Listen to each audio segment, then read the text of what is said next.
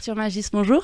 Bonjour. Merci d'avoir accepté notre invitation et bienvenue à la FinTech Fair, premier podcast financier qui donne la parole aux acteurs et innovateurs de l'écosystème financier. Notre objectif est de fournir une information de qualité qui aboutira à des synergies de qualité.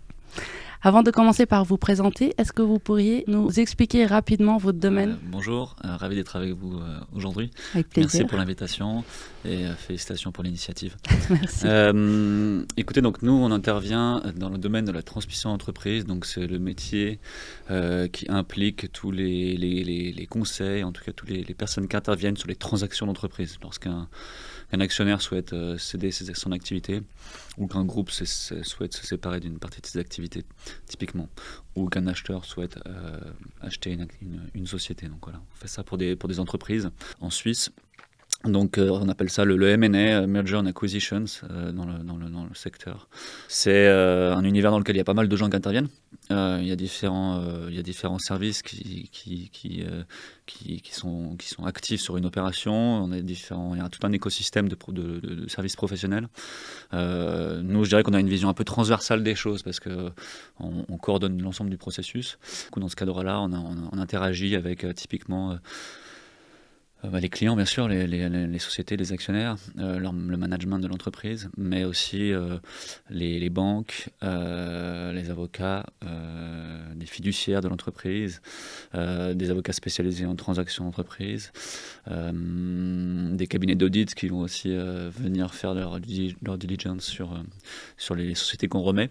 Donc il y a tout un écosystème qui intervient dans le cadre de transmission d'entreprise et l'une de nos fonctions en tant que conseiller M&A, c'est de coordonner et de jouer le rôle un peu de chef d'orchestre de tous les intervenants sur une opération qui sont des opérations complexes et qui impliquent passablement de personnes au final. Donc vous avez vraiment une vision en 360.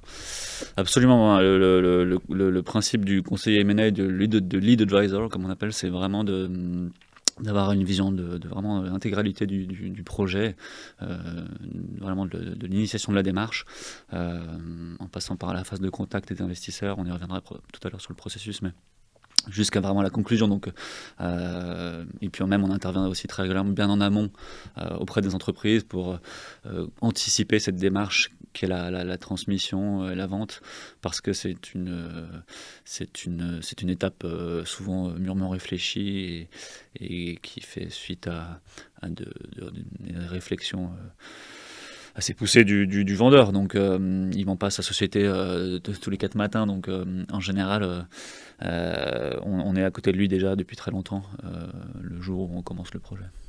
On reviendra là-dessus, on est impatient de découvrir tout ça. Arthur Magis, qui êtes-vous ? Quelle est votre entreprise ? Moi, je suis Arthur Magis, j'ai 36 ans, je suis dirigeant de la société Dimension. Avant de rejoindre cette société-là, en début 2020, février 2020, j'avais travaillé pendant 5 années chez Deloitte, qui est un cabinet de services professionnels de conseil financier actif dans le monde entier, qui a plus de 200 000 employés. C'est une grande firme internationale à Genève. Et puis avant ça, j'avais travaillé chez Ernst & Young, qui est un autre cabinet du même style, de la même envergure en France. Moi, je suis originaire de Lyon. Je suis donc arrivé à Genève en 2014. Donc voilà, ça fera bientôt une dizaine d'années que je suis actif ici dans le secteur. Ouais. Et votre entreprise ?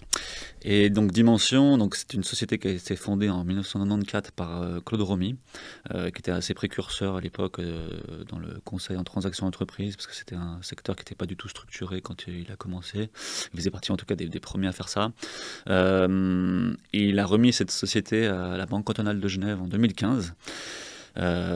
Qui souhaitait, elle, dans le cadre de sa stratégie, pouvoir intégrer ces compétences-là, et donc a acheté Dimension. Et Claude a ensuite, dans le cadre de la succession opérationnelle, cherché quelqu'un pour lui succéder. Et c'est là que moi, j'ai préparé l'aventure en 2020 pour prendre la suite de Claude. Donc, c'est un gros challenge parce que c'est des activités qui sont énormément liées aux personnes et c'est des business très, très institut personnel. Et c'est une société qui était très marquée par sa personne. Et on a bien collaboré tous les deux pour faire en sorte que cette transition elle se passe bien. Et aujourd'hui, je pense qu'on vole de nos propres ailes, mais en étant toujours ravis de l'avoir pas loin de nous, au conseil d'administration notamment. Transmission d'entreprise, vous travaillez beaucoup avec des family office. Quels sont les types de clients avec lesquels vous travaillez?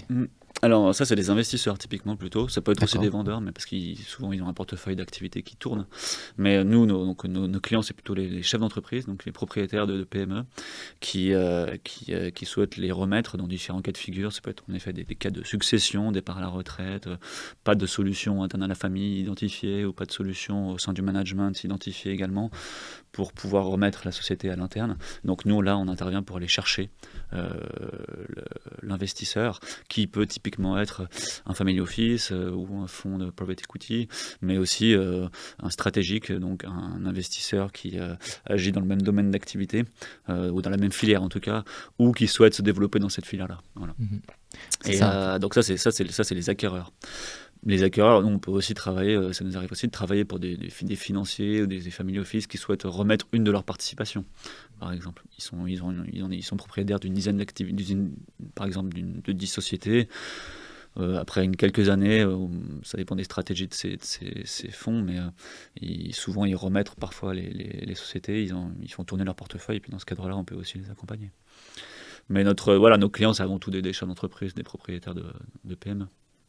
Ouais. Et dans des secteurs d'activité tout à fait variés, parce que en Suisse romande, on a un secteur, la profondeur du marché est assez réduite. On n'a pas trop de sociétés de conseil comme nous qui sont spécialisées dans un domaine d'activité.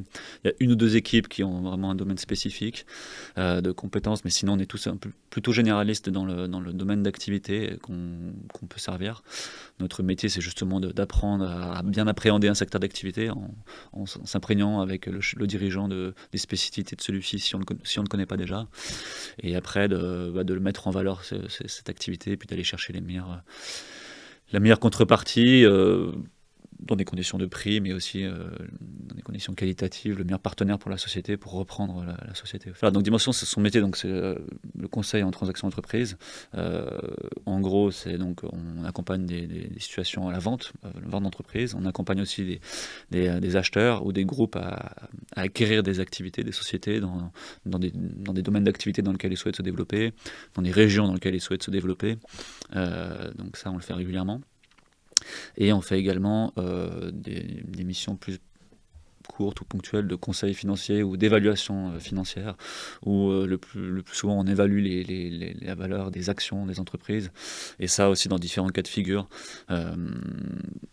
Réflexion préliminaire à une vente, le propriétaire souhaite savoir à peu près combien sa boîte vaut, et du coup il souhaite se faire un avis avec nous. Discussion entre associés, il y en a un qui veut reprendre les parts de l'autre. Typiquement on intervient dans ce cas-là pour donner un cadre à ces discussions, et avec un avis externe, neutre et professionnel sur la valeur. On intervient aussi dans le cas de litiges sur la valeur des actions, dans le cas de succession familiale. Voilà, il y a pas mal de cas de figure qui peuvent pousser des propriétaires à évaluer une société. En cas de litige, Voilà. c'est-à-dire Des discussions en tout cas entre actionnaires qui souhaitent se séparer par exemple, pour différentes raisons, et il y a besoin d'un avis externe, un peu dans le cadre d'une médiation typiquement, où on peut nous arriver en donnant un avis et en apportant une fourchette de valorisation qui puisse donner un cadre à ces discussions plus ou moins compliqué. Donc la vente, l'acquisition et l'évaluation d'entreprise, c'est vraiment nos trois corps business.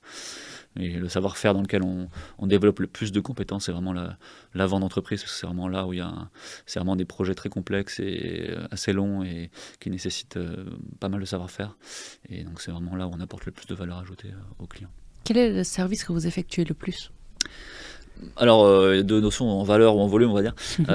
En termes de nombre de missions, on va dire qu'on effectue davantage d'évaluation d'entreprise, parce que c'est des plus petits projets en termes de durée et de montant. Par contre, ce qui nous fait vivre, c'est plutôt les mandats de vente, comme on appelle ça, qui sont des mandats où on gère l'ensemble du processus de vente. Et donc ça, c'est un volume un peu moins important, mais il y a des chiffres, des revenus plus importants pour nous aussi. Plus grosse concentration. On est actif en gros on fait en gros entre une dizaine, une quinzaine des projets d'évaluation d'entreprise pour des sociétés de quelques millions de francs, des sociétés qui peuvent faire plusieurs dizaines de millions de francs de valorisation. Il n'y a pas trop de critères de taille. Et puis après, on réalise... ça dépend des années, mais on est souvent actif, en tout cas en parallèle. Vu que c'est des projets qui peuvent facilement durer 9 ou 12 mois ou plus d'1 an, je dirais qu'on est souvent actif à un instant T, au moins sur 3, 4 ou 5 mandats de vente. Voilà. Donc après, en fonction des séquences, vous avez des closings qui interviennent une année.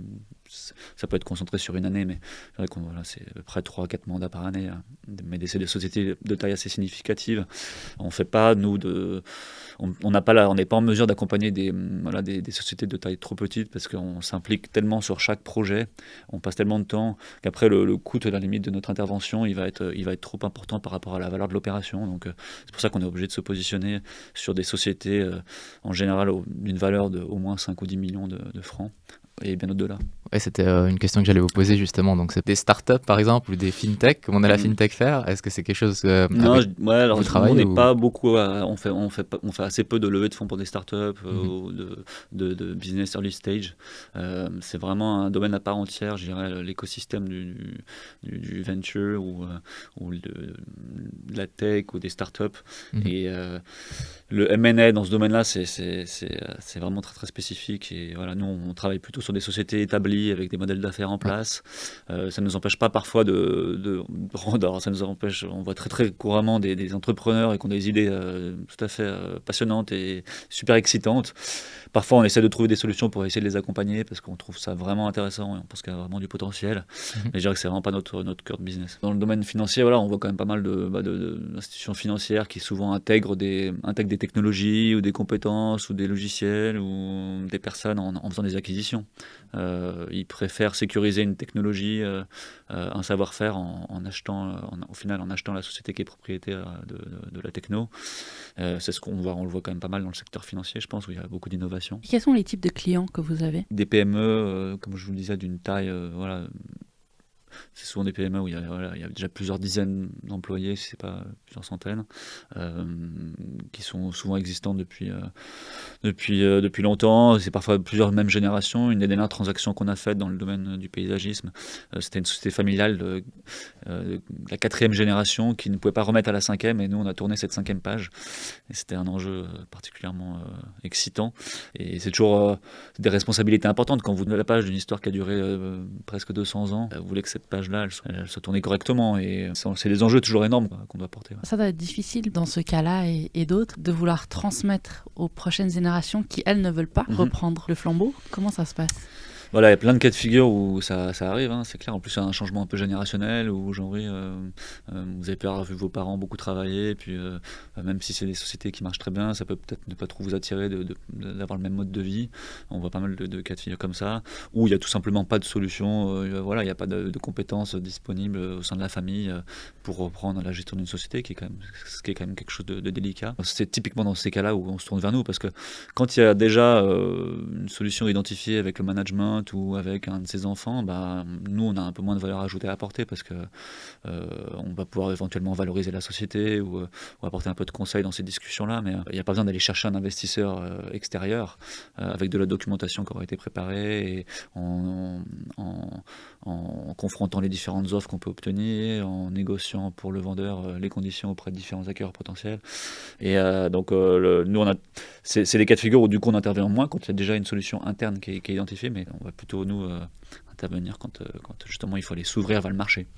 Ouais. Est-ce qu'il y a une certaine rétention au moment de la transmission vers un acteur externe du dirigeant actuel ? Alors c'est toujours un cap à franchir qui est très très long psychologiquement, hein, déjà avant que la démarche aboutisse à mandater quelqu'un comme nous pour se lancer dans l'aventure de la vente. Il y a déjà, comme je vous disais tout à l'heure, une réflexion en amont qui a souvent duré plusieurs années, quoi. C'est une étape, c'est un peu une étape c'est un peu le moment clé, un des moments clés de l'entreprise après sa création. Je dirais, il y a des grosses étapes de développement souvent, mais la vente, c'est quand même un moment important pour le chef d'entreprise. C'est là aussi où il va réaliser parfois souvent le travail d'une vie. Donc c'est pas des décisions qui sont prises à la légère.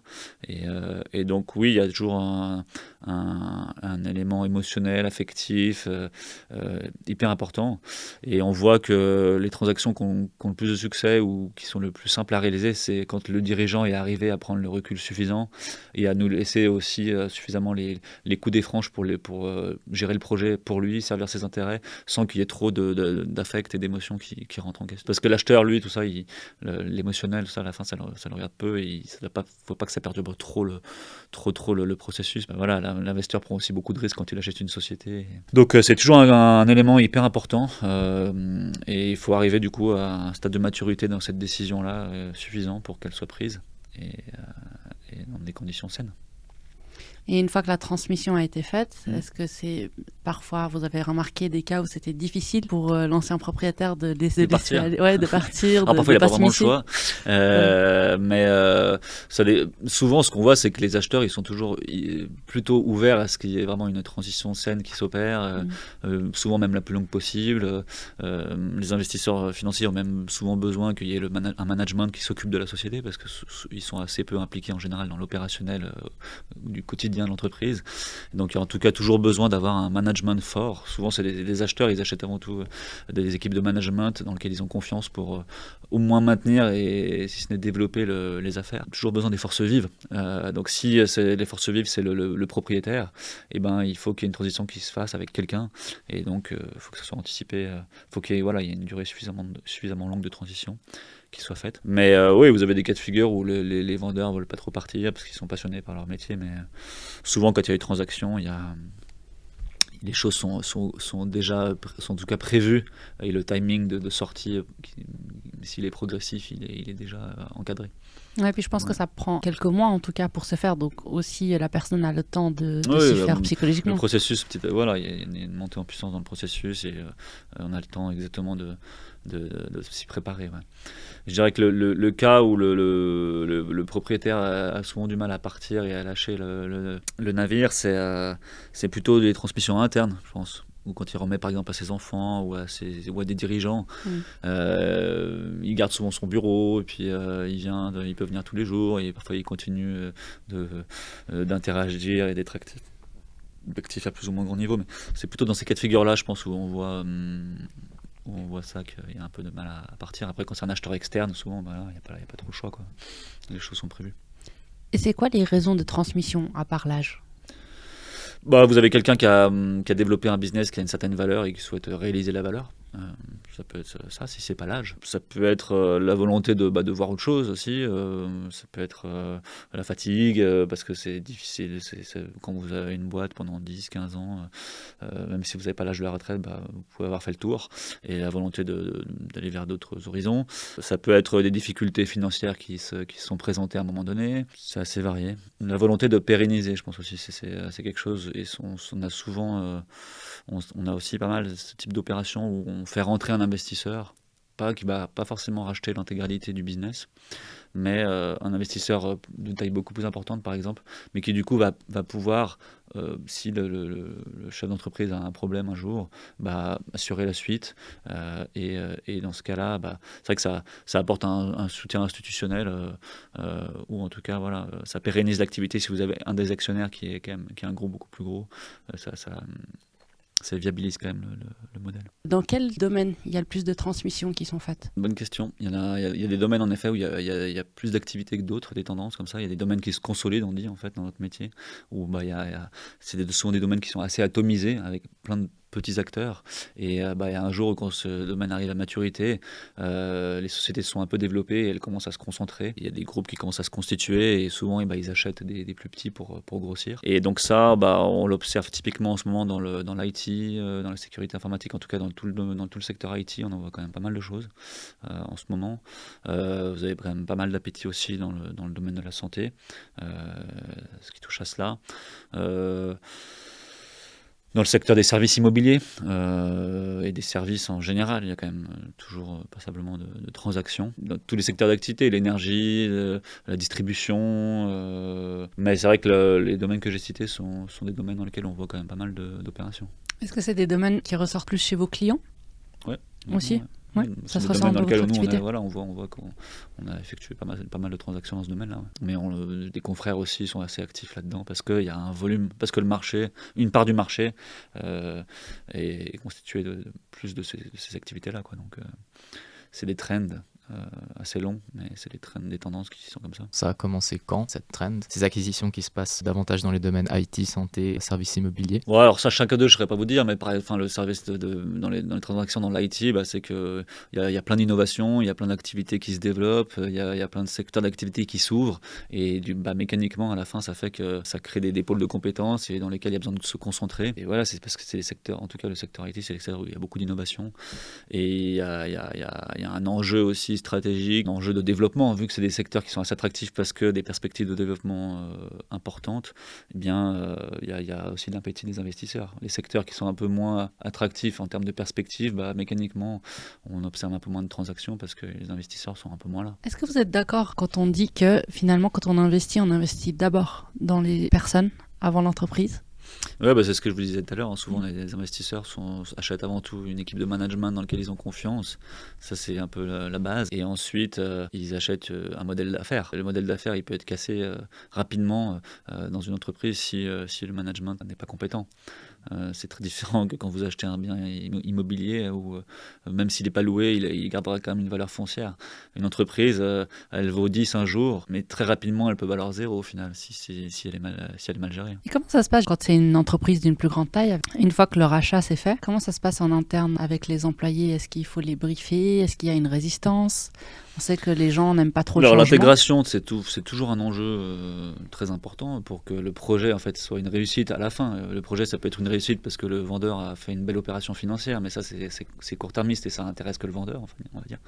Mais pour que l'acheteur réussisse son opération, il est déjà satisfait s'il a acheté une société qui lui plaisait et qui lui faisait envie et dans laquelle il voyait des bonnes perspectives. Mais pour que ça soit un succès sur le long terme, il faut en effet que l'intégration se passe bien. Et l'intégration, ça passe par l'intégration des personnes. Donc après, c'est souvent des cultures, ça peut être des cultures d'entreprise différentes. Et donc on voit que c'est les manières d'appréhender cette intégration qui font que les opérations sont plus ou moins des succès. Vous avez des approches parfois un peu trop agressives ou des cultures étrangères qui peuvent être différentes de celles des sociétés et qui sont un peu imposées.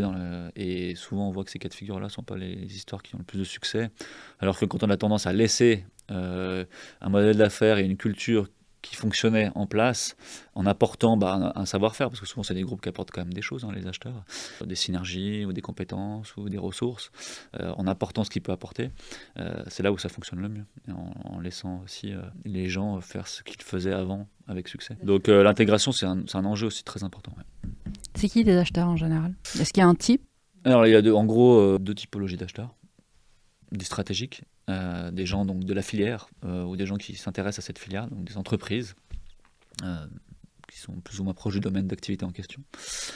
Et on dit des financiers. Voilà. Des financiers, c'est des investisseurs financiers, donc c'est plutôt les fonds d'investissement ou les family office qui ont des portefeuilles d'investissement et qui achètent des sociétés qui sont plus ou moins actives dans la gestion, mais ce n'est pas des gens qui sont exposés directement au secteur d'activité. Par leurs activités. Donc voilà, c'est les stratégiques et financiers, on appelle ça. Vous avez après aussi des privés parfois, nous on est beaucoup sollicités par des investisseurs privés qui veulent racheter des PME. Vous avez des gens qui ont fait des carrières dans des grands groupes pendant 10 ans, 20 ans, puis qui ont accumulé un petit bagage financier et qui ont envie de se développer pour lancer dans une aventure entrepreneuriale, qui pensent avoir les compétences en tout cas pour le faire et un peu de moyens. Et donc eux recherchent aussi beaucoup de recherche. Il y a quand même beaucoup qui recherchent aussi des PME de plus ou moins grande taille, mais c'est du coup souvent des plus petites sociétés. C'est lié aux moyens et aux fonds propres qui peuvent être apportés pour l'opération. Il y en a pas mal qui recherchent à acheter des sociétés. Ouais. des personnes privées. Est-ce que ça marche mieux quand on achète dans notre domaine ou quand on achète quelque chose qu'on ne connaît pas du tout et puis qu'on apprend à gérer sur le terrain? En tout cas, de plus grandes certitudes et une meilleure visibilité sur le succès de l'opération à long terme si on est déjà expert du secteur d'activité, si on voit exactement ce qu'on pourra faire avec cette société, si on voit exactement quelles optimisations on peut apporter sur la structure de coûts, quelle synergie on peut apporter aux revenus avec un réseau de distribution qu'on a par ailleurs, par exemple. Donc je pense que la lecture du business model, elle est clairement plus évidente quand on connaît parfaitement un secteur. Mais le savoir-faire d'un acquéreur financier qui n'a justement donc pas théoriquement ça, c'est justement d'appréhender ces éléments-là et de voir, grâce à son intelligence au final, de lecture, et de voir ce qu'il peut faire avec cette société et comment il peut la développer avec une approche d'acquisition, une approche en recrutant aussi des profils, des compétences et en apportant un autre savoir-faire aussi. Qui est plus financier. C'est deux approches différentes, mais les deux fonctionnent. Vous avez vu le film Wall Street, le film Wall Street de 1987, il me semble. Donc Gordon Gekko, il acquiert la société et ensuite il fait des changements dans l'entreprise, ensuite il les revend. Est-ce que c'est quelque chose que vous voyez aussi dans... Ouais, alors ça c'est un peu l'américaine, c'est un peu l'appréhension que le marché a des fonds d'investissement, qui a un peu cette vision un peu négative des choses où ils pensent que les gens vont arriver, vont licencier la moitié des personnes, souvent des approches plus stables, un peu plus familiales et plus pérennes. Et d'ailleurs, on voit que les investisseurs financiers qui ont le plus de succès, c'est souvent ceux qui s'inscrivent le plus dans la durée. Des stratégies greenfield qu'on voit de plus en plus, où il n'y a pas d'échéance de sortie qui oblige ces investisseurs-là à mettre un peu la boîte sous pression pour optimiser les résultats et la revendre 5 années après. Ça fait partie des modèles d'affaires de certains fonds, c'est clair. On voit des transactions en Suisse sur des grosses PME qui s'inscrivent un peu dans ces cadres-là. Hein. Ça, bien sûr qu'on en voit, mais nous, quand on a un cahier des charges pour relancer un mandat de vente, un projet, si la recherche du meilleur prix, c'est le principal critère, on va l'appliquer et puis on va essayer de trouver l'investisseur qui propose le meilleur prix. Mais souvent, c'est pas ce qu'on recherche. Souvent, dans le cahier des charges qu'on a, c'est bien sûr la valorisation, bien sûr les conditions financières de la transaction, mais c'est très souvent aussi la pérennité du partenaire et la pérennité de l'entreprise qui sont clés dans la prise de décision et le choix de l'acquéreur. On va parler un peu d'évaluation d'entreprise tout à l'heure, mais c'est vrai que dans le cas de figure que j'ai mentionné, j'imagine que le financier lui-même, il voit avec les comptes et des opportunités aussi, avant même de faire l'acquisition, donc peut-être qu'il va le faire par lui-même. Déjà, c'est peut-être un gros groupe en soi qui fait ce genre d'opération, et comme il voit l'opportunité, il passe pas forcément par une entreprise externe pour acheter. Ouais, voilà, il va directement... Alors, en effet, les investisseurs financiers ou même les groupes d'un certain domaine d'activité se rapprochent aussi très, très régulièrement des sociétés cibles, on va dire, qui souhaitent acheter, sans passer par des gens comme nous. On est un peu concurrents avec ces investisseurs parce qu'ils cherchent aussi des sociétés à vendre. Et nous, c'est aussi notre métier de trouver des situations où il y a un potentiel de réaliser un mandat de vente.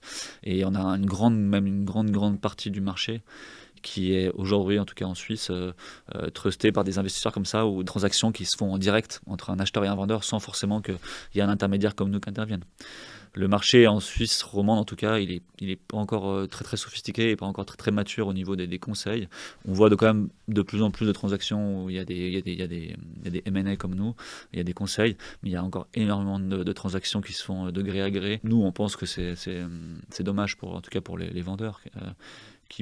Qui déjà passent beaucoup de temps à gérer ces projets, parce que gérer une opération de vente d'entreprise, c'est vraiment un gros sujet qui peut prendre beaucoup de bandes passantes, toucher aussi beaucoup les émotions des vendeurs, si ça aboutit pas comme il faut, ou si ça aboutit pas tout court. On pense que c'est préjudiciable de pas faire appel à des gens comme nous, mais il y a encore énormément de transactions qui se font sans conseil, ou en tout cas avec juste un avocat qui intervient à la fin des discussions. Mais... Et ma dernière side question, ce serait justement, du coup, la plus-value, la valeur ajoutée de passer par vous, c'est vraiment parce que si moi je suis un vendeur, maintenant je veux vendre mon entreprise, je passerai par vous parce que justement j'ai envie de trouver un acquéreur. Enfin, j'ai pas envie de tomber dans ce cas de figure peut-être de quelqu'un qui veut qui va jouer Gordon Gekko, j'ai envie de dire. Il y a déjà le temps qu'on va consacrer à l'opération qui ne sera pas le temps que le manager ou le dirigeant va consacrer à l'opération qui se compte en centaines d'heures, quoi. Donc c'est vraiment énorme. Donc déjà le temps qu'on décharge sur nous, c'est quand même quelque chose qu'il faut avoir en tête. Mais ensuite, c'est déjà un savoir-faire, connaître les pratiques des investisseurs, quelles sont les pratiques d'un processus, dans quel délai on peut demander quel document, dans quel délai on donne à des investisseurs pour remettre une offre, qu'est-ce qu'on demande dans une offre, quelles sont les bonnes pratiques d'évaluation dans tel domaine d'activité, qu'est-ce qu'on peut attendre comme conditions suspensives, qu'est-ce qu'on peut attendre comme conditions de paiement du prix, de conditions de garantie, etc. Il y a vraiment un ensemble et une multitude de paramètres et de facettes dans une transaction d'entreprise qu'il faut connaître et maîtriser. Ça ne s'appréhende pas comme ça, quoi. Et quand vous recevez juste une offre d'un acquéreur qui vous tourne autour et que vous acceptez de rentrer en discussion avec lui, la seule chose dont vous assurez, c'est de ne pas faire la meilleure transaction possible. C'est que si vous mettez cet acquéreur-là face à d'autres, que vous pourrez dire oui, en effet, c'est lui le meilleur. Mais si vous n'avez pas pu comparer son offre avec une ou deux ou trois autres offres, la seule chose dont vous garantissez, c'est de ne pas faire la meilleure transaction. Mmh. C'est vraiment fascinant. C'est ce qu'on explique aux propriétaires d'entreprise, parce qu'on voit encore pas mal d'opérations qui se font comme ça. Mais j'ai bon espoir que la culture évolue. C'est aussi lié un peu à cette culture suisse de la discrétion, du secret, où on a peur de se dévoiler. C'est vrai, quand on se lance dans un projet de vente, on doit un peu se dévoiler, on doit envoyer un peu de documentation à des gens de notre écosystème ou des concurrents ou des gens de la filière.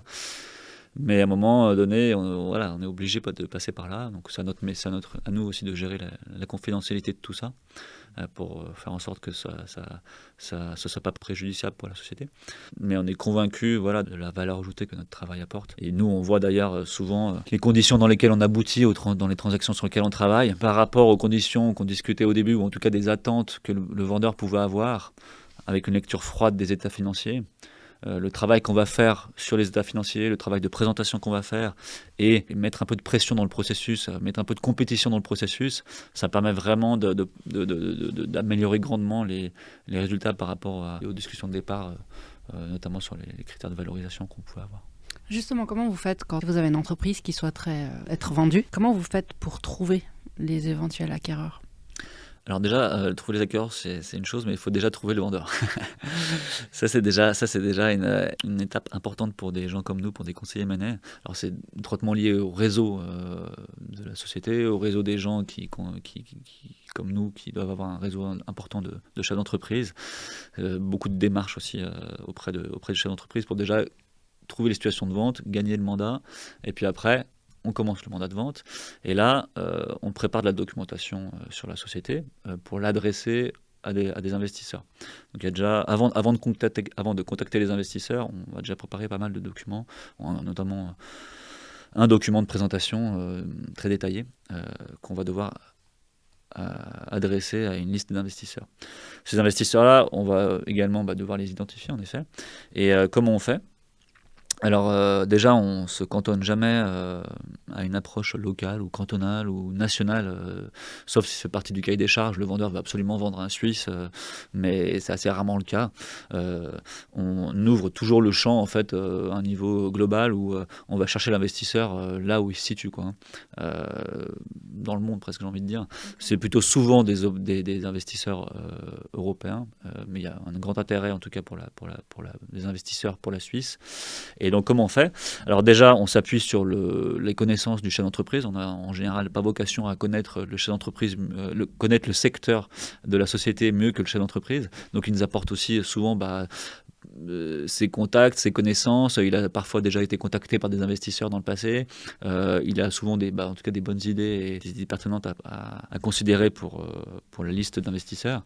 Et nous, ça fait partie de notre métier. Déjà, donc, notre réseau, en fonction des différents secteurs d'activité, il y a des domaines d'activité dans lesquels on a plus ou moins d'idées d'investisseurs. On peut déjà avoir clairement des idées claires sur oui, là-dedans, on connaît tous les investisseurs et on sait très bien qui voudra acheter cette société-là. Si ce n'est pas le cas, ce qui peut arriver, parce qu'on ne connaît pas tous les secteurs et les sous-secteurs et les sous-sous-secteurs de chaque filière, eh bien, on rajoute nos compétences de recherche, en fait, du temps de recherche. On va aller regarder les transactions qui ont eu lieu dans un domaine, qui sont les acquéreurs qui font des transactions dans ce domaine-là. On a des outils, des bases de données pour ça, et pour aller voir, en fait, quels sont les acquéreurs actifs dans un domaine d'activité en particulier.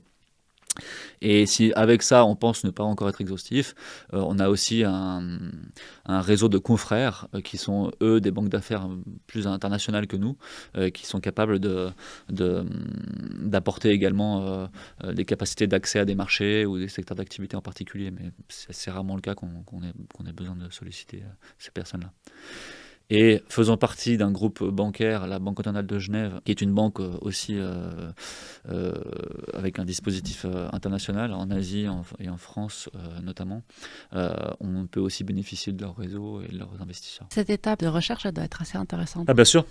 Difficile, mais intéressante. Ouais, parce qu'il faut trouver les sociétés avec lesquelles on pense qu'il peut y avoir la plus grande synergie et celles qui peuvent avoir le plus grand appétit pour cette société-là. Donc c'est super intéressant. C'est clair. Un process M&A, un process de vente, l'adrénaline, elle est vraiment montante pendant tout le projet. C'est des projets avec des hauts et des bas dans les discussions, ça c'est clair. Hein. C'est un métier où il faut rester assez calme parce que les discussions, c'est toujours assez fragile, un deal. Et il peut y avoir plein de paramètres externes qui viennent influer sur les discussions. Et donc c'est vrai que c'est des projets où l'adrénaline monte progressivement et quand on arrive au bout, on est vraiment toujours super content. Quels sont les facteurs de succès ou de frein pour une transmission ? Je dirais que le plus gros facteur de frein, c'est quand ça n'a pas été anticipé et que les propriétaires vendeurs sont toujours très très impliqués dans la société et qu'ils n'ont plus du tout l'âge de le faire. Là, on est vraiment dans le cas de figure, et c'est délicat parce qu'il n'y a aucune transition opérationnelle et il n'y a plus vraiment le temps de faire la transition opérationnelle parce que les personnes ne vont pas pouvoir continuer à travailler très longtemps, quoi. Et donc là, on est vraiment dans le cas de figure où ça a mal été anticipé, mal pensé. Pourtant, c'est des gens qui ont eu du succès, qui sont très bons dans ce qu'ils font, et pour différentes raisons, qui n'ont pas voulu mettre en place quelqu'un à leur place, prendre du recul. Et ça, c'est vrai qu'une société où il y a un propriétaire qui est au conseil d'administration, qui a un CEO en place, qui fait tourner les affaires, là, il y a vraiment... c'est une toute autre démarche qu'on est capable de se présenter avec un dispositif comme ça. Donc ça, c'est clair que ça fait partie, par exemple, des points de difficulté qu'on peut avoir et qu'il faut arriver à gérer en trouvant un manager et en faisant ça en parallèle du processus, commencer à faire la transition, parce que c'est des points critiques pour les acheteurs. Ou après, voilà, nous, en ce moment, on est confrontés typiquement aux chiffres historiques qui ont été impactés dans certains secteurs d'activité par le Covid ou par les coûts énergétiques, etc. Et ça peut être des challenges aussi qu'on doit relever pendant les processus. Montrer aux investisseurs que la baisse de performance temporaire, elle a été liée à un événement externe et que la société va retrouver ou a déjà retrouvé de façon pérenne son niveau d'activité historique ou qu'elle peut même le dépasser. Donc c'est clair qu'en ce moment, l'environnement et le contexte économique nous donnent du fil à retordre sur les processus parce qu'on a des bilans historiques qui sont dans pas mal d'activités dégradées par ce qui s'est passé.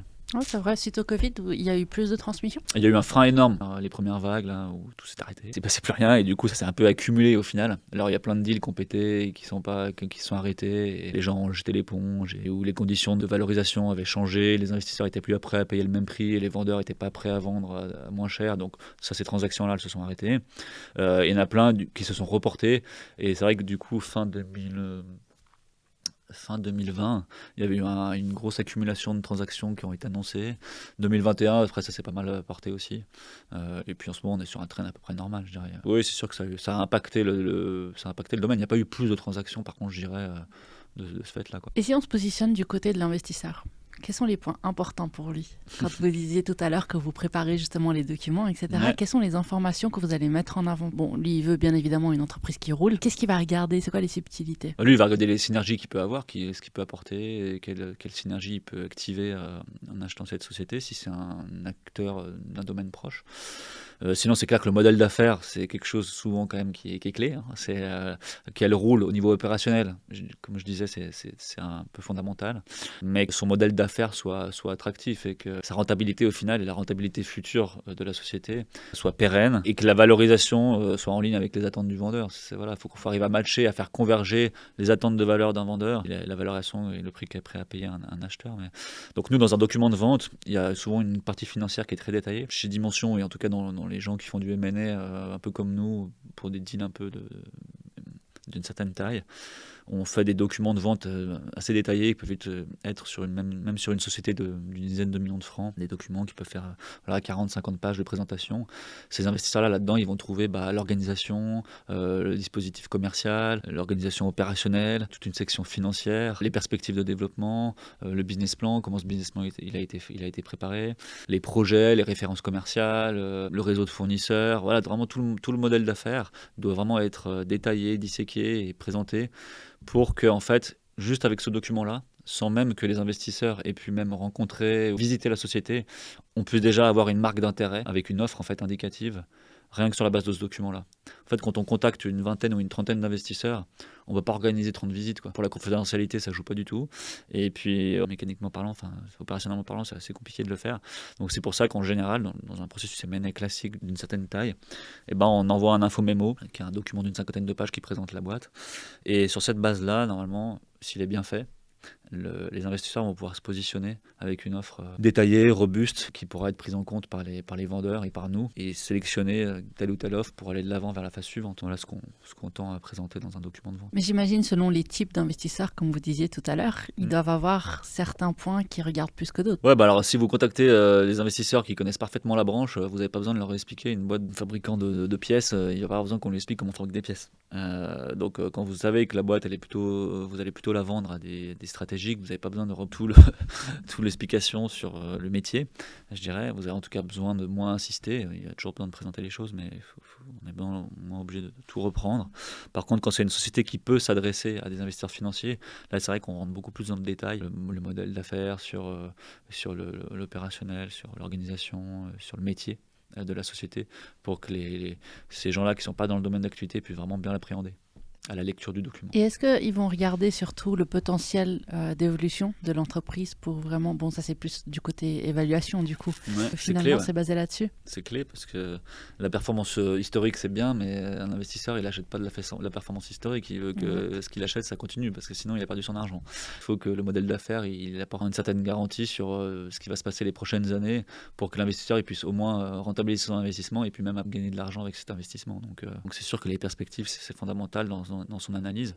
Vous n'avez pas toujours des activités qui ont des perspectives flamboyantes. Donc nous, après, en fonction des secteurs d'activité, on ne va pas forcément se lancer dans tous les projets. Si on pense que c'est une société qui est dans un secteur d'activité qui est en chute libre, il y a plus trop d'investisseurs, et les performances de la société en question, même si peut-être que la société, elle sous-performe son secteur d'activité et que du coup, elle décroît pour des X ou Y raisons.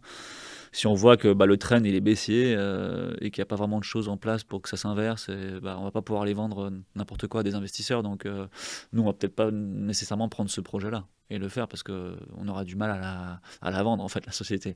Donc nous, avant de se lancer dans un projet, dans ces aventures avec le vendeur, déjà il faut qu'on sente un peu le projet parce qu'on attend des résultats de nous, mais il faut qu'on puisse les délivrer ces résultats parce qu'on n'est pas non plus on fait pas des tours de magie. Non. Je me rappelle même quand on était plus jeune en cours, on nous demandait de faire des prévisions, etc. Puis même, et j'ai toujours trouvé ça un peu bizarre. Enfin, on peut finalement toujours tout mettre sur les chiffres. Plus ou moins. Et puis, je trouve que c'est un peu basé sur du vent, si je peux me permettre.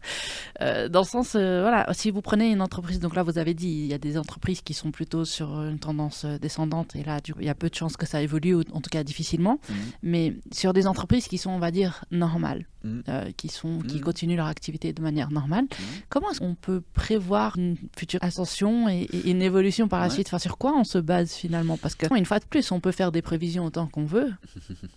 Qu'est-ce qui fait la différence entre mes prévisions et les vôtres? Alors ça dépend vraiment du modèle d'affaires de la société, parce que vous avez des sociétés qui vendent des services, des produits, ou en tout cas des prestations, et qui ont une certaine visibilité sur leur carnet de commande. Soit elles vendent une société de construction, elle a un pipeline de commandes, des immeubles qu'elle va construire pendant les 2, 3, 4 prochaines années. Et donc là, elle a vraiment une vision claire, en fait, au final, de ce qu'elle va faire pendant les 3, 4 prochaines années.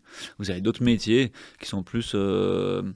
qui sont moins récurrents, une lecture beaucoup moins bonne en tout cas des perspectives, parce que c'est moins tangible et vous ne pouvez pas savoir sur quel projet vous allez travailler dans 2 ans ou quelle quantité de produits vous allez vendre l'année prochaine.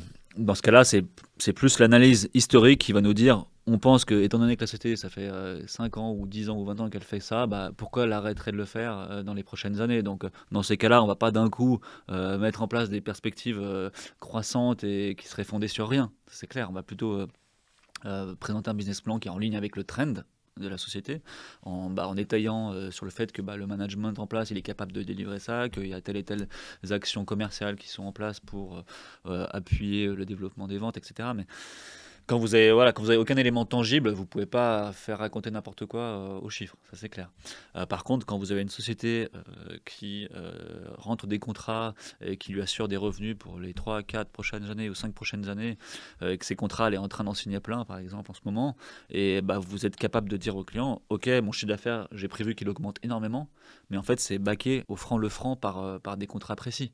Et donc là, notre métier à nous, c'est justement de mettre en valeur ces éléments-là et de les rendre tangible pour les investisseurs pour que le business plan il soit robuste. Si c'est un business plan avec beaucoup de croissance, si c'est un business plan relativement linéaire, stable, on a besoin en général moins se justifier, quoi. Mais c'est clair que si vous présentez de la croissance, il faut être capable de la délivrer et en tout cas de la rendre tangible et robuste. Sinon les investisseurs, au final, ils n'achètent pas le business plan. Et ils achètent plutôt les performances historiques. Si vous n'êtes pas capable de leur donner un peu d'assurance là-dessus. Mais ça fait partie des enjeux justement du métier, quoi. Ça doit être intéressant d'avoir cette lecture qui va au-delà des chiffres. Ouais, bien sûr. C'est ça en fait qui doit être assez intéressant dans ce métier. Ouais, il y a plein de choses passionnantes. Il y a plein de choses, bien évidemment. Évidemment. Mais je pense que cet aspect-là où on arrive vraiment à extraire les informations de ce qu'on nous présente en premier abord, ça doit être pas mal. Et je pense que ça, c'est vraiment l'expérience, du coup. Ouais, c'est clair. Ouais. Non, c'est ça. Et puis, c'est exactement ça. Être capable de mettre sur le papier les explications qu'on nous donne et justifier les choses. Et on peut pas juste écrire qu'on pense faire 10% de croissance pendant les 3 prochaines années. Il faut vraiment qu'on puisse la justifier en apportant des éléments concrets. Donc nous, on travaille avec le management pour étayer les hypothèses qui sont prises. Et si on nous présente des choses qui ne nous semblent pas suffisamment robustes, on va challenger ces chiffres aussi, quoi. Parce qu'après, c'est nous qui allons devoir les défendre auprès des investisseurs. Est-ce qu'il y a un biais quand vous travaillez avec des sociétés qui sont par exemple cotées en bourse? Vous avez une cotation en bourse, donc on peut au final se dire d'accord, là, basé sur cette cotation en bourse, l'évaluation de la société donc serait de temps. Est-ce que ça biaise votre évaluation à vous? C'est-à-dire par exemple, une société, en prenant sa cotation en bourse, peut-être vaudrait 10 millions, mais d'après votre évaluation, pour un client qui voudrait l'acquérir, vous partiriez peut-être par exemple sur 6 millions, quelque chose de plus prudent. Est-ce qu'il y aurait un biais? Ouais, alors dans les différentes méthodes d'évaluation d'une entreprise, il y a typiquement le benchmark avec des sociétés cotées. En fait, une société dans un secteur d'activité en particulier, dans les méthodes d'évaluation de base, c'est justement de comparer avec ce qui se fait pour des groupes cotés, parce qu'en fait, il n'y a que les sociétés cotées qui permettent d'être évaluées à un instant T, un peu à n'importe quel moment au final, parce qu'elles sont liquides grâce au fait qu'elles soient cotées. Donc on compare toujours aux évaluations de groupes cotés avec le biais que ça présente en effet de sociétés qui sont souvent de taille très différente. Souvent, une société cotée, c'est très gros. Les multiples d'une société cotée sont souvent plus élevés qu'une société plus petite, parce que quand vous achetez quelque chose de petit, il y a toujours plus de risques. Le risque lié, il y a une plus grande concentration sur un plus faible nombre de personnes, sur un plus faible nombre de projets, sur un plus faible nombre de clients, plus faible nombre de fournisseurs, etc., ou de métiers, de diversification qu'on n'a pas. Un groupe coté est souvent diversifié dans pas mal de domaines, dans pas mal de géographies. Ça fait qu'il est moins risqué et du coup, sa valeur, elle est plus élevée. Donc, quand on compare des multiples d'une société cotée avec les métriques d'une société qu'on vend, il y a souvent une décote par rapport à des groupes cotés qui sont plus gros. Ouais. On va faire une analyse systémique où on parle vraiment du secteur roman suisse. Vous avez déjà évoqué pas mal de choses, mais là, je pense que ça va être un grand résumé. Comment ça se passe finalement le domaine de transmission en Suisse romande ou en Suisse ? Est-ce qu'il y a une différenciation entre les différents cantons, les différents secteurs en Suisse, ou est-ce qu'on peut dire que c'est plus ou moins la même chose ? Alors le M&A, en tout cas en Suisse romande, c'est vraiment un minuscule secteur d'activité. Les gens qui font notre métier à nous, en Suisse romande, je pense qu'on a une quinzaine. C'est vraiment tout petit. Après, il y a des avocats, il y a des fiduciaires, il y a d'autres gens qui font notre métier dans la filière de la transaction entreprise, mais des conseillers M&A, on est vraiment très peu en Suisse romande parce que c'est un marché qui est petit. Moi, mon estimation un peu du marché des transactions où il y a des gens comme nous qui sont impliqués, des intermédiaires, des conseillers M&A, je pense qu'en Suisse romande, il y en a une vingtaine par année, quoi, 20 ou une trentaine par année. Donc c'est très peu, quoi. Donc c'est un petit marché comparé au marché suisse-allemand typiquement, qui est vraiment beaucoup plus gros, qui est plus sophistiqué, qui a beaucoup plus d'acteurs, parce qu'il est aussi beaucoup plus gros. Donc voilà, ici en Suisse romande, vous avez passablement d'entrée et de sortie des gens qui essayent de venir en faire, puis ils restent un petit peu, puis ils arrivent à faire une ou deux transactions, puis à un moment donné ils n'ont plus un trou d'air pendant 3-4 ans ou 2-3 ans, puis ils repartent là où ils étaient. C'est un métier qui est pas facile commercialement et qui est très volatile parce qu'il est assez concentré sur quelques opérations. En tout cas, en Suisse romande, c'est un secteur assez petit. On se connaît à peu près tous. Mais il n'y a pas après de distinction particulière entre cantons. En général, les boutiques comme nous, elles sont plutôt basées à Genève ou Lausanne.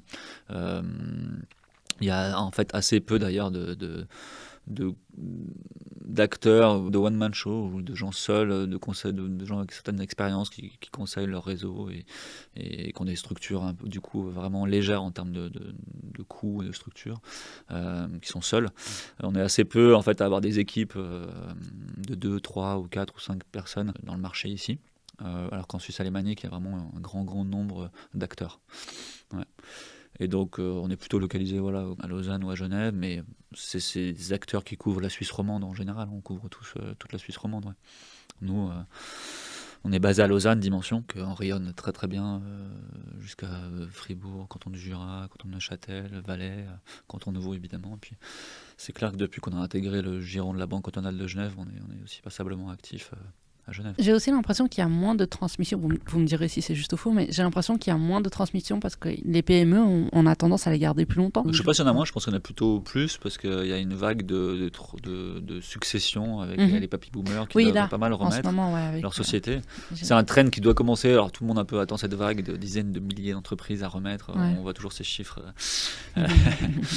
Mais en soi, déjà là-dedans, dans ces grands chiffres, il y a assez peu d'entreprises, il y en a en tout cas beaucoup moins d'entreprises qui répondent aux critères sur lesquels nous on peut intervenir. Mais il y a quand même une vague de succession qui s'opère. D'ailleurs, on voit nous dans nos clients, c'est souvent des cas de succession à l'âge du départ à la retraite, quoi. Donc il y a plutôt, je pense, un trend favorable et des perspectives plutôt favorables, je pense, dans notre métier. Ouais. Comment est-ce qu'elle va se passer justement cette transition générationnelle? J'espère de façon anticipée parce que sinon on va se retrouver dans la situation que je vous expliquais tout à l'heure. Et c'est toujours moins bien d'aller dans le marché dans des conditions dégradées. Quand ça peut être organisé correctement, ce sera mieux. Mais comment ça va se passer? Ça va se passer que il y aura certaines petites boîtes qui vont pas trouver d'acheteurs. Les prix vont souvent baisser sur les plus petites sociétés où il y aura vraiment un volume important de plus petites entreprises qui vont pas trouver d'acheteurs. Après, les sociétés un peu plus grosses, il y aura toujours des investissements. Et est-ce que par région, on trouve plus ou moins certains types de transactions, plus de domaines que d'autres ou pas forcément? Alors ça dépend de l'écosystème local. C'est-à-dire, si vous allez à Genève, dans le canton du Jura, il y a beaucoup de sociétés de microtechnique, usinage, métal, voilà, travaux autour de l'horlogerie, sous-traitance horlogère, sous-traitance médicale, etc. À Genève, vous avez beaucoup de sociétés de services, vous avez plein de métiers différents au final à Genève. C'est assez diversifié. Il y a aussi beaucoup de fintech, mais ça, je connais un peu moins, mais je sais qu'il y en a aussi beaucoup qui sont concentrés à Genève. Vous devez le savoir. C'est vraiment lié un peu au tissu industriel du canton. Puis après, en termes d'investisseurs, en fonction des pays, vous avez des pays où il y a vraiment beaucoup de fonds qui sont actifs, beaucoup de private equity. En Suisse, il commence à y en avoir pas mal. Il y a à peu près un tiers des opérations où il y a un private equity qui est impliqué, soit à la vente, soit à l'achat. Donc ça commence à être pas mal quand même. Et vous avez, typiquement en France, il y a énormément d'opérations de private equity qui ont du coup apporté un peu, qui ont sophistiqué les transactions. Il y a beaucoup plus de conseillers, il y a quasiment des conseillers M&A sur tous les deals, même sur les plus petites transactions. Là où en Suisse, il y a énormément de transactions qui se font sans conseil, comme je vous l'expliquais, parce que le marché n'est pas encore mature. C'est un sujet qu'on a pas mal abordé avec d'autres experts. Est-ce que vous pensez que le marché suisse est assez singulier en soi? Est-ce que vous avez des cas où juste des investisseurs extérieurs seraient venus, auraient essayé, puis ça n'aurait pas marché parce qu'en fait, c'est un marché qui est différent par rapport à ce qu'ils ont connu? Bon alors, nous, notre métier, c'est aussi d'aller voir les investisseurs avec qui il peut y avoir un match culturel, parce que sinon, on sait qu'on va dans le mur. Et on trouve qu'il y a quand même une assez grande proximité culturelle avec certains pays qui nous entourent. Et ça marche assez bien au final. Après, il y a toujours la langue, en fonction de là où vous vous trouvez. C'est aussi pour ça que la Suisse est ciblée par pas mal d'investisseurs, parce que déjà, il y a des très belles entreprises, elle a une économie qui est stable, qui fonctionne bien. Il y a vraiment des PME de très grande qualité. Il y a aussi un fit culturel avec les pays qui sont autour, où les acheteurs peuvent intégrer assez facilement ces activités-là. Donc on essaye de plutôt s'orienter vers des acquéreurs où il y a un match culturel potentiel. Est-ce qu'il y a des nouveautés dans le domaine du M&A Que ce soit au niveau légal, au niveau de l'activité en soi, ou c'est une activité qui roule Ouais, alors il y a toujours des nouveautés, il y a toujours les pratiques du marché qui évoluent un petit peu, les pratiques de négociation, les clauses certaines clauses contractuelles qui peuvent évoluer, il y a pas mal de choses comme ça qui peuvent évoluer. Après, les outils ont aussi beaucoup évolué historiquement, hein, voilà, mais ça se sophistique aussi pas mal. On présente les choses de façon de plus en plus détaillée, il faut être de plus en plus professionnel. Petit à petit, avec la sophistication du marché et ce marché qui tend à devenir mature et à se professionnaliser, il faut aussi suivre ce trend.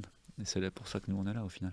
Mais il n'y a pas de changement de rupture, je dirais, profond. Quels sont les avantages concurrentiels et les choses qui attirent les investisseurs externes pour les entreprises suisses? Pourquoi elles sont connues finalement? Alors, leur modèle d'affaires est quand même souvent attractif, hein. C'est quand même souvent des belles pépites, des belles PME qui exportent énormément. Et ça, une société qui est capable d'exporter, c'est quand même gage de. Voilà, c'est-à-dire qu'elle diversifie son risque vers des marchés différents. Et c'est très important pour. Ça réduit le risque de l'investisseur. Ça expose aussi ces investisseurs à d'autres monnaies. Et donc ça réduit, ça diversifie un peu leur risque de change et leur exposition à une seule monnaie.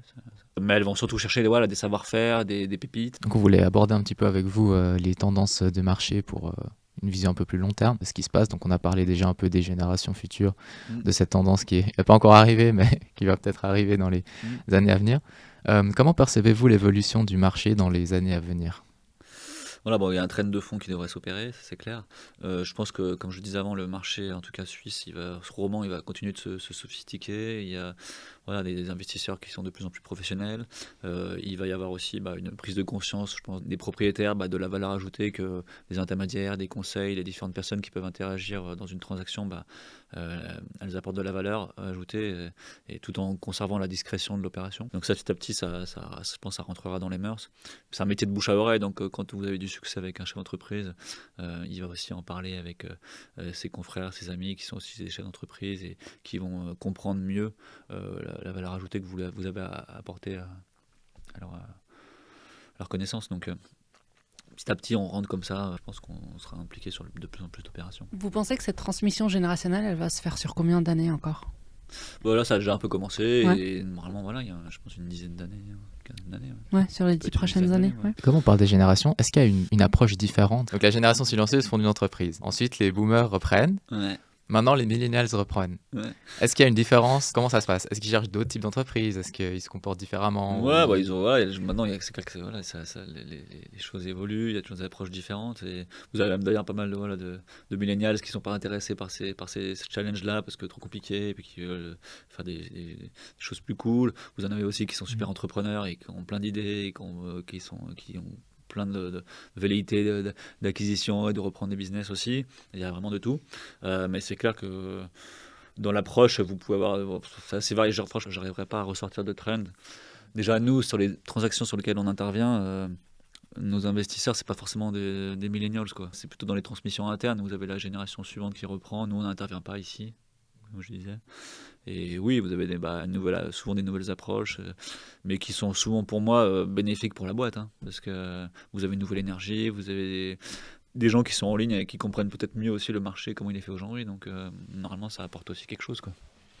Moins d'expérience, mais des nouvelles idées et une meilleure connaissance, compréhension peut-être de la demande du marché. Et est-ce que vous voyez une pénétration un peu des nouvelles technologies dans votre domaine ? Donc, par exemple, une entreprise, maintenant, elle peut décider d'utiliser des technologies de blockchain pour partager les parts avec des investisseurs externes. Est-ce que c'est quelque chose qui commence un peu à pénétrer aussi dans le marché des M&A ? Je pense que le marché n'est pas vraiment encore mûr pour ça. Ouais. Déjà qu'on n'est pas très mûr sur le M&A, alors si on commence à parler de tokens, on va perdre tout le monde. Ouais. Ouais, c'est pas encore le... Ouais, après, sur des cibles qui sont déjà dans ce milieu-là, oui, parce qu'ils vont comprendre. Mais je pense que déjà, il faut que l'écosystème comprenne la valeur qu'on apporte. Donc, non, je dirais que ça ne nous impacte pas trop. Peut-être pour la génération Gen Z et Alpha. Voilà. Non, mais vous avez des plateformes de plus en plus qui se montent où vous pouvez quand même prendre des parts minoritaires dans des sociétés. Ça rend un peu liquide l'investissement dans des PME. Ça, il y a quand même différentes plateformes qui se mettent en route. Et je pense qu'on se rapproche un peu de ce que vous disiez, avec des technologies un peu modernes. Et ça, on le voit un petit peu par contre. Ouais. Ok. Nous, on n'intervient pas trop là ici, mais je le constate. Et vous voyez que c'est quelque chose qui arrive. Ouais. ça vous impacte pas forcément vous avec la taille de vos clients ou votre activité, parce que c'est aussi très personnalisé avec, comme on disait, le management, c'est très humain, il y a beaucoup de facteurs humains dedans. Quand on est un peu dans le peer-to-peer lending ou comme je disais tout à l'heure, utiliser un peu la tokenisation pour des parts d'entreprise, là c'est un petit peu différent aussi le modèle. On va peut-être se dire je vais soutenir mon boulanger local, donc je vais prendre des parts dans sa boulangerie, mais finalement c'était pas la même approche que si le boulanger voulait vraiment maintenant revendre son entreprise ou si une entreprise était intéressée vraiment racheter cette boulangerie ou cette chaîne locale de boulangerie. Il y aura d'autres questions qui vont se poser, ce serait pas juste je regarde la fiche sur internet, chouette, je mets 10 francs et puis voilà, c'est un peu différent. Est-ce qu'on peut imaginer dans un futur plus ou moins proche que vous soyez en concurrence avec les plateformes de crowdfunding? C'est quelque chose qui serait faisable? Elles traitent plutôt le côté investisseur. Nous, voilà, on gère la vente, donc on n'est pas vraiment concurrents. Mais sur l'aspect investissement, ça serait possible? Évaluation, investissement. Moi, ce que j'ai vu dans le crowdfunding, c'est surtout que maintenant, c'est que l'immobilier. Il y a quand même pas mal beaucoup plus d'immobilier il y a eu tellement de casse sur les PME que c'est plutôt orienté sur l'immobilier. Mais ça peut en tout cas, ça peut apporter des solutions d'acheteurs, je pense. C'est surtout ça. C'est qu'on peut peut-être remettre une société ou une part de la société à la masse, en tout cas en s'adressant à une masse plus large via une plateforme. Donc on ne sera pas concurrent, mais ce serait peut-être une solution des investisseurs potentiels nouveaux, quoi. Un acteur de plus dans votre écosystème. Voilà. Ouais. On voit beaucoup ces plateformes. Par exemple, on peut acheter des parts sur des investissements agricoles. Donc on a des sociétés qui vont vouloir acquérir des terrains agricoles, mais c'est pas la société qui... Enfin, je sais pas exactement comment ça fonctionne, mais c'est vous qui allez investir par exemple 10 000 francs dans le projet, et ensuite cette société va acquérir des fermes. Alors parfois c'est pour des projets de faire des fermes qui soient un peu plus durables au niveau de comment elles sont utilisées. Il y a toujours un projet derrière, mais dans le sens, à terme, cette entreprise, elle pourrait posséder énormément de fermes. Donc après, si on rapporte ça à notre sujet, en se disant, voilà, je suis un fermier, mes enfants ne veulent pas reprendre la ferme familiale, j'ai diverses options, et donc cette entreprise m'a approché pour participer à ce projet. Donc d'accord, je vais céder mon terrain à cette société, donc ça deviendrait un nouvel acteur en fait, dans l'écosystème. Et c'est comme vous dites, on le voit dans l'immobilier, je mentionne l'agricole, mais il y a plein de domaines qui sont comme ça. En conclusion de cette belle discussion, quelles sont les idées, les axes qu'on peut garder? Non, je dirais que le MENA c'est un métier passionnant, que nous on est des gens passionnés par le métier, que les transactions, vendre une société c'est vraiment quelque chose d'unique, et que ce soit pour le propriétaire mais aussi pour nous, chaque transaction est vraiment présente son lot d'enjeux et de spécificités. C'est ce qui rend aussi le métier très intéressant. Voilà, on intervient à une étape clé de la vie de l'entreprise et de la vie du chef d'entreprise, et c'est toujours des moments sympas à traverser ensemble. Un environnement, en tout cas un marché qui a un grand potentiel en Suisse romande ici. En tout cas, il y a un tissu industriel vraiment bien fourni, avec plein de belles PME qui sont hyper attractives pour des investisseurs. Il y a plein de belles choses à faire pour les propriétaires et pour les gens comme nous. Arthur Magis, merci beaucoup pour cette belle discussion. On vous retrouve personnellement sur LinkedIn. Avec plaisir. On retrouve votre entreprise dimension.ch avec la nouvelle identité visuelle. Merci et à bientôt. Merci beaucoup. Au revoir. Merci.